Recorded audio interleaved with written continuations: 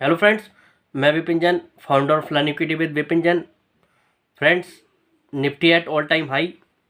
अब लोगों को चिंता भी है कि क्या कुछ स्टॉक्स बेच दें, क्योंकि शेयरों के वैल्यूएशंस भी देखे जाए तो काफ़ी बड़े भी हैं। पर इस समय क्या वाकई में कुछ ऐसे भी स्टॉक्स हैं कि जो इस समय वैल्यूएशन के हिसाब से आकर्षक हैं, जिनको लिया जा सकता है?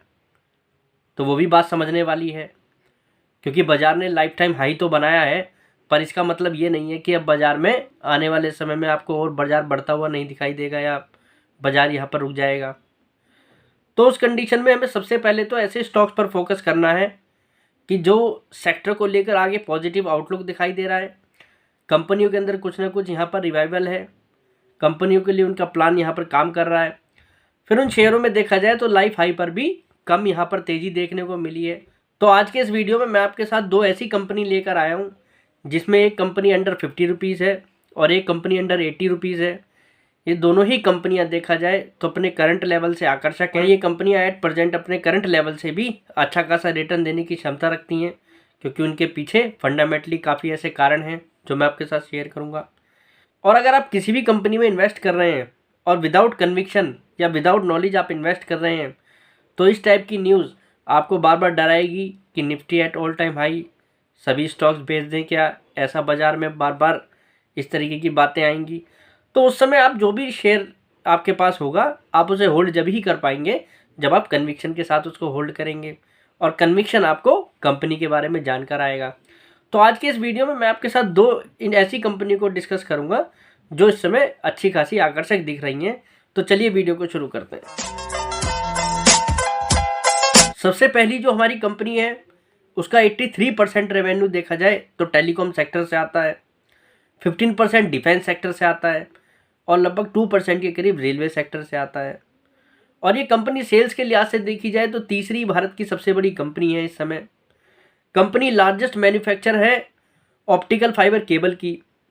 Company one of the largest manufacture है वाईफाई एक्सेस पॉइंट्स की।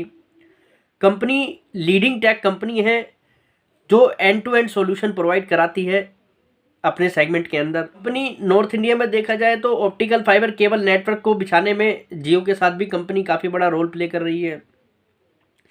कंपनी गवर्नमेंट की पीएलआई स्कीम में भी पार्टिसिपेट करती है।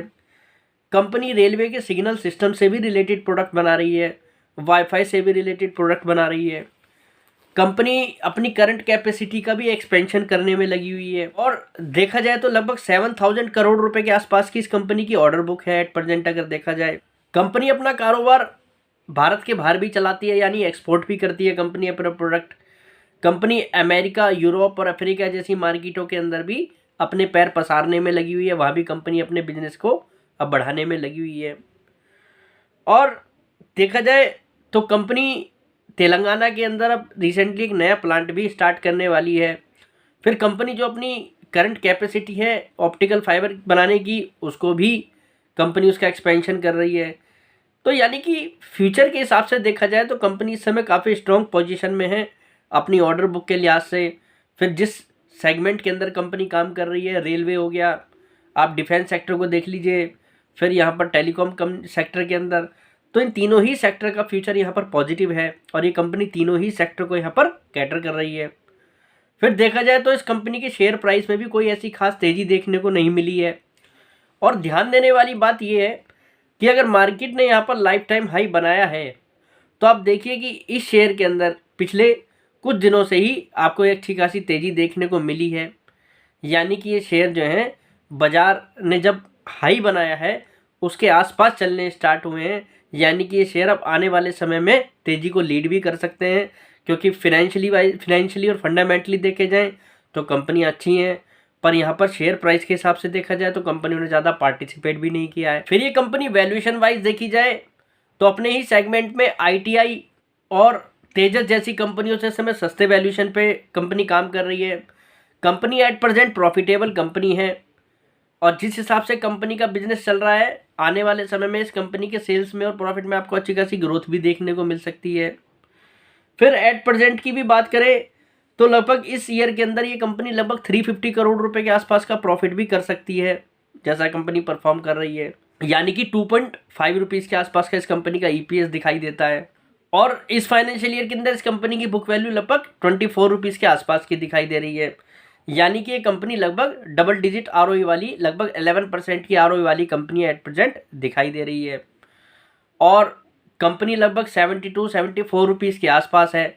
यानी कि ये कंपनी इस समय लगभग 3 के बुक वैल्यू पर है। तो देखा जाए तो ये कंपनी इस फाइनेंशियल ईयर की अर्निंग के आधार पर आपको, अगर हम इस सेक्टर के हिसाब से देखें, तो कंपनी अपने बुक वैल्यू के लगभग 5 के मल्टीपल पे आपको इजीली दिखाई दे सकती है इस फाइनेंशियल ईयर की अर्निंग के आधार पर। यानी कि कंपनी लगभग 120 रुपीज़ के आसपास दिखाई दे सकती है।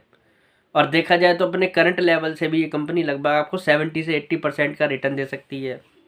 और फिर इस कंपनी के अंदर देखा जाए तो लोअर लेवल से कोई ऐसी खास तेज़ी भी देखने को नहीं मिली है शॉर्ट टर्म में।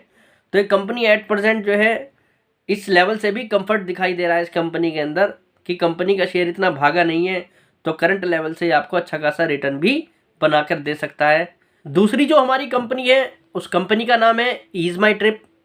ये कंपनी अपने सेक्टर की लीडर है और भारत की इस समय देखा जाए तो सेकेंड लार्जेस्ट ऑनलाइन प्लेटफॉर्म वाली ये कंपनी है। कंपनी ने अपने बिजनेस को काफ़ी आकर्षक बनाया है। रिसेंटली इस कंपनी ने कन्वीनियंस फी भी चार्ज करनी शुरू करी है, यानी कि सुविधा शुल्क, उससे भी इस कंपनी के प्रॉफिट में यहाँ पर काफ़ी अच्छा इम्पैक्ट पड़ता हुआ दिखाई दे रहा है। फिर मैनेजमेंट की माने तो मैनेजमेंट अपने बिजनेस को लेकर भी काफ़ी पॉजिटिव दिखाई दे रहा है। मैनेजमेंट अब ऑफलाइन वाले बिजनेस को भी बढ़ाने में लगा हुआ है। ऑनलाइन के साथ साथ ये कंपनी ऑफलाइन बिजनेस को भी इस समय फोकस में करे हुए है। कंपनी ने रिसेंटली 3 कंपनियों का एक्विजिशन किया है और जो इनके एक्विजिशन है वो देखा जाए तो नॉन कैश सेटलमेंट है, यानी कि उसको एक्विजिशन के लिए कंपनी को किसी भी तरीके का यहाँ पर कैश नहीं देना है। तो इस कंपनी के बिजनेस के लिए भी यहाँ पर काफ़ी पॉजिटिव है। एसेट लाइट इन कंपनियों का बिजनेस मॉडल है, यानी कि कंपनियों के बिजनेस में यहाँ पर कोई ऐसी खास लागत भी नहीं है। फिर कंपनी ने अपना एड एक्सपेंसेस भी कम किया है, तो उसके कारण भी अब इस कंपनी को यहाँ पर काफ़ी फ़ायदा होता हुआ दिखाई दे रहा है। मैनेजमेंट की माने तो FY24 के अंदर ये कंपनी लगभग 250 करोड़ रुपए का PBT करेगी, प्रॉफिट बिफोर टैक्स। तो इस समय उनको अपने बिजनेस में काफ़ी स्ट्रॉन्ग ग्रोथ दिखाई दे रही है। कंपनी लगातार अपना एक्सपेंशन कर रही है। कंपनी ने हाईएस्ट एवर प्रॉफिट रिकॉर्ड किया है अभी सितंबर क्वार्टर के अंदर। फिर कंपनी के अगर बिजनेस की भी बात करें तो क्वार्टरली बेसिस पर, हाफ ईयरली बेसिस पर, एनुअल बेसिस पर कंपनी के प्रॉफिट में, सेल्स में, PBT में यहाँ पर अच्छी खासी ग्रोथ दिखाई दे रही है, तो जो कि देखा जाए इस कंपनी के लिए पॉजिटिव है। फिर कोरोना जैसे टाइम में भी इस कंपनी ने अच्छी खासी परफॉर्मेंस दिखाई है और इस कंपनी को यहाँ पर अपना बिजनेस चलाने के लिए कम पैसे की ज़रूरत है, या आप कह सकते हैं कंपनी को कैश की ज़रूरत नहीं है अपना बिजनेस चलाने के लिए, क्योंकि कंपनी का एसेट लाइट बिजनेस मॉडल है। फिर देखा जाए तो ये कंपनी इस साल के अंदर लगभग 180 से 190 करोड़ रुपए का प्रॉफिट करती हुई दिखाई दे रही है। कंपनी की बुक वैल्यू की भी बात करें तो लगभग 3.58 रुपीज़ के आसपास की इस कंपनी की बुक वैल्यू है और कंपनी लगभग 1.10 के आसपास का EPS करती हुई दिखाई दे रही है। यानी कि ये कंपनी लगभग 30% की ROE वाली कंपनी है इस फाइनेंशियल ईयर के अर्निंग के आधार पर। कंपनी देखा जाए तो इस समय लगभग 39 रुपीज़ के आसपास ट्रेड कर रही है, 40 रुपीज़ के आसपास, लगभग 10 के बुक वैल्यू पर ये कंपनी इस समय ट्रेड कर रही है। और ये कंपनी देखा जाए तो अपने वैल्यूएशंस के आधार पर लगभग 20 की बुक वैल्यू पर ये कंपनी होनी चाहिए, क्योंकि 30% की ROE वाली ये कंपनी है और जिस हिसाब का ये कंपनी का बिजनेस मॉडल है, मॉडल्स को काफ़ी अच्छे वैल्यूएशन भी मिलते हैं। तो ये कंपनी यहाँ से डबल होने का दमखम रखती है इस फाइनेंशियल ईयर की अर्निंग के आधार पर। और देखा जाए तो इस कंपनी के शेयर में यहाँ पर एक काफ़ी समय से तेज़ी नहीं आई है।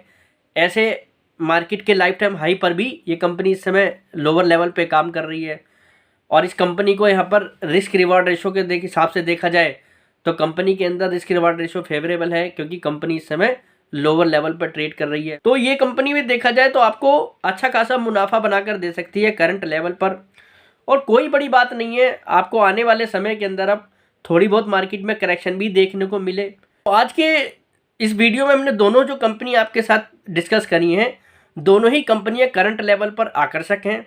दोनों ही कंपनियां करंट लेवल पर अच्छे खासे वैल्यूएशन पे ट्रेड कर रही हैं।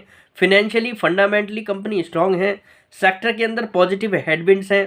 तो मुझे नहीं लगता कि इनके शेयर में आपको नियर टर्म में आने वाले समय में तेज़ी नहीं दिखाई दे, इनके शेयरों में तेज़ी भी आनी चाहिए।